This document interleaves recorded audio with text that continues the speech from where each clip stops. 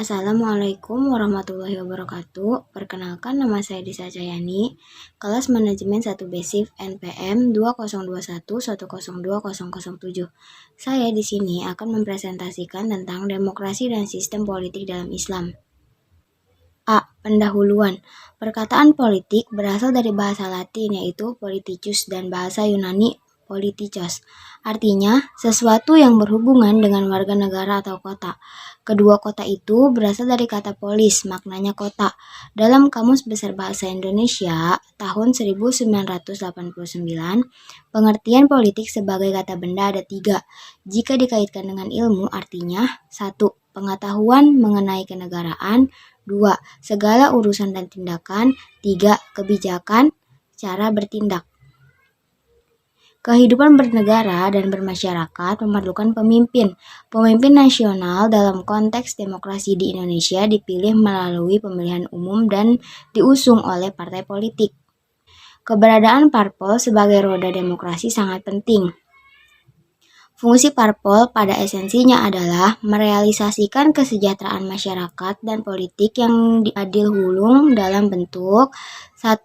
Sebagai sarana pendidikan politik bagi anggota dan masyarakat luas agar menjadi warga negara Indonesia yang sadar akan hak dan kewajibannya dalam kehidupan bermasyarakat, bangsa, dan bernegara.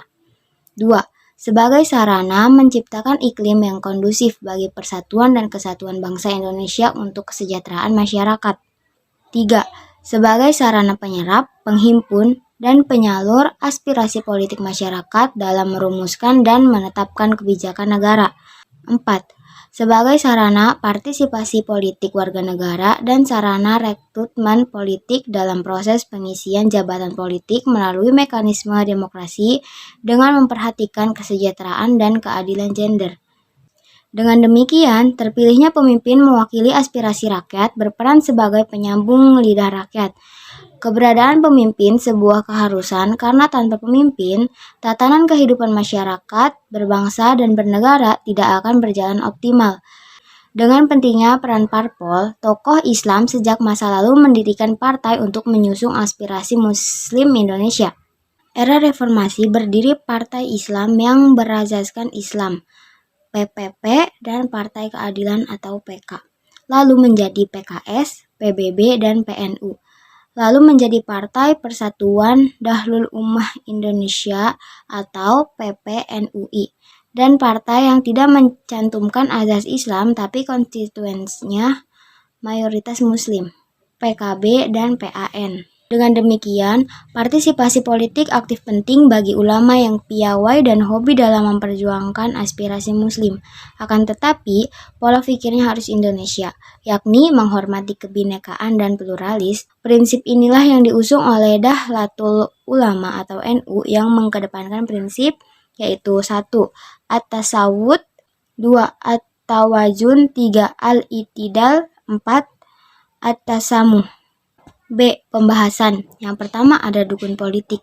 Upaya calon pemimpin rakyat untuk meraih kemenangan dalam kompetisi dilakukan dengan berbagai upaya melalui yang rasional seperti memasang gambar dirinya segala penjuru hingga hal-hal yang berbau mistis.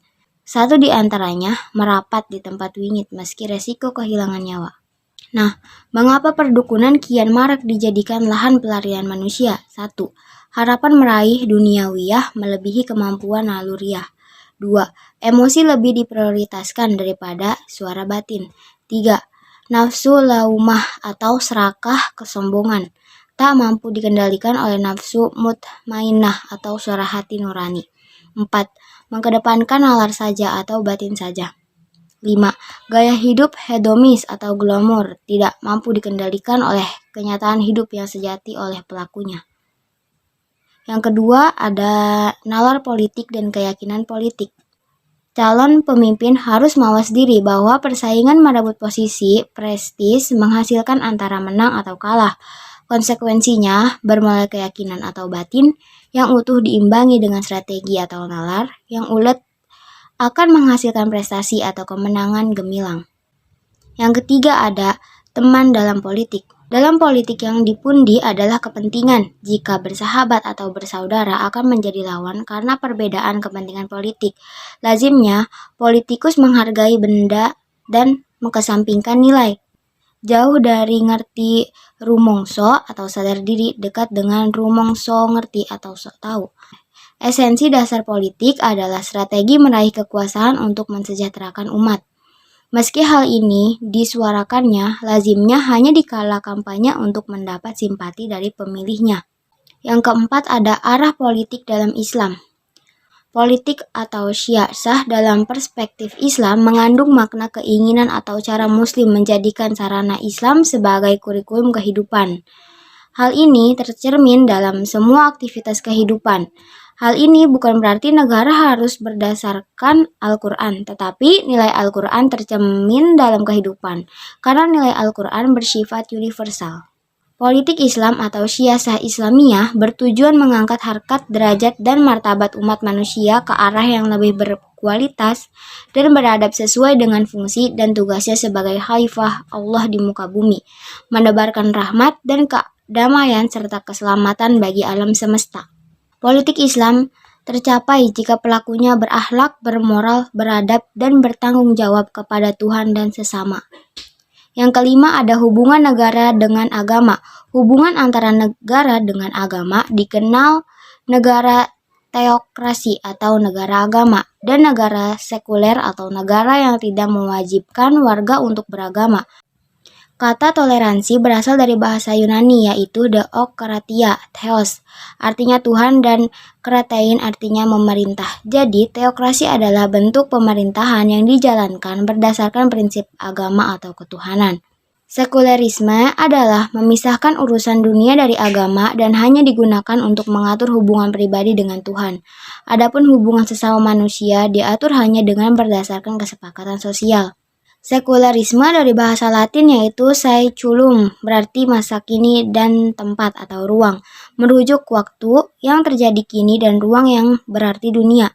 Jadi, sekularisme adalah menyandarkan pada hal-hal yang terjadi saat ini dan hanya di dunia. Makna lainnya adalah gerakan yang condong pada duniawi dan tanpa adanya campur tangan agama. Said Qutb menyatakan bahwa sekularisasi bertentangan dengan Islam. Realisasinya, negara mengaku sekuler, tatkala melantik presidennya tetap sumpah dengan kitab sucinya, sebagaimana di Amerika Serikat. Yang keenam, ada NU dan NKRI. Lanjut, yang ketujuh, ada NU dan politik toleransi. Yang kedelapan, ada toleransi NU.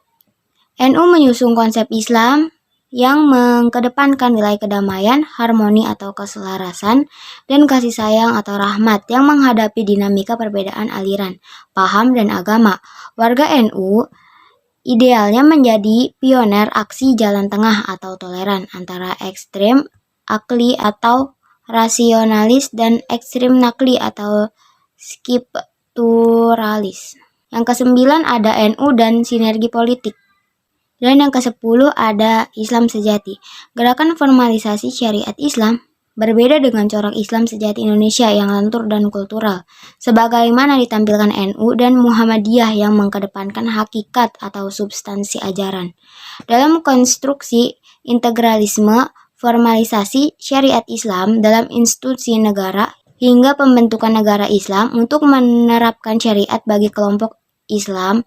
Syariat bukan persoalan pragmatis sebagai solusi pemecahan masalah kehidupan, tetapi lebih pada persoalan revivalisme Wahabiyah di Arab Saudi, neo-revivalisme Ikhwatul Muslim di Mesir, Jamaat al-Islami di Pakistan, dan Taliban al-Afghanistan dengan semangat pemurnian Islam yang ketat dan formalistik yang mengalami kontinuitas atau penyempalan orientasi ideologi politik.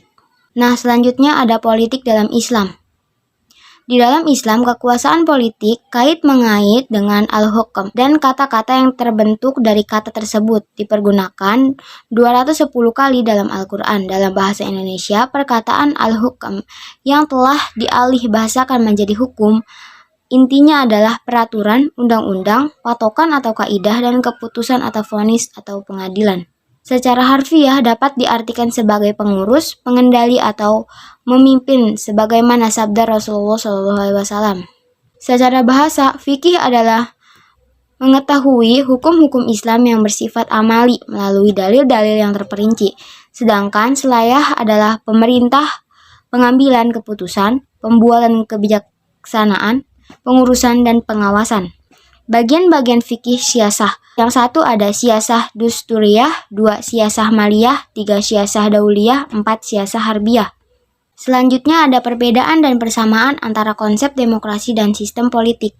Antara sistem politik Islam dan demokrasi terdapat banyak persamaan, namun pada kenyataannya, keduanya juga memiliki perbedaan yang sama besarnya dengan sisi kesamaannya. Bahkan sisi-sisi perbedaannya lebih penting dibandingkan dengan sisi persamaannya. Adapun persamaan yang ada di antaranya yaitu 1. Pemerintah rakyat melalui rakyat dan kepentingan rakyat. 2. Konsep-konsep sosial. Yang A. Persamaan di hadapan undang-undang. B. Kebebasan dalam kepercayaan dan akidah. C. Mewujudkan keadilan sosial. Dan D. Kejaminan atas hak-hak tertentu. Hak hidup, kebebasan, dan bekerja. 3. Konsep pembagian kekuasaan. Yaitu yang A. Kekuasaan legislatif terletak dalam diri umat secara kolektif dan terpisah dari kekuasaan pemimpin negara. B. Hukum independen dari kepala negara. Dan C.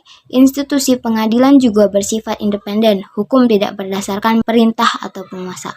Sedangkan perbedaannya yaitu sisi-sisi perbedaan antara demokrasi dengan pemerintah Islam jauh lebih penting daripada sisi persamaannya.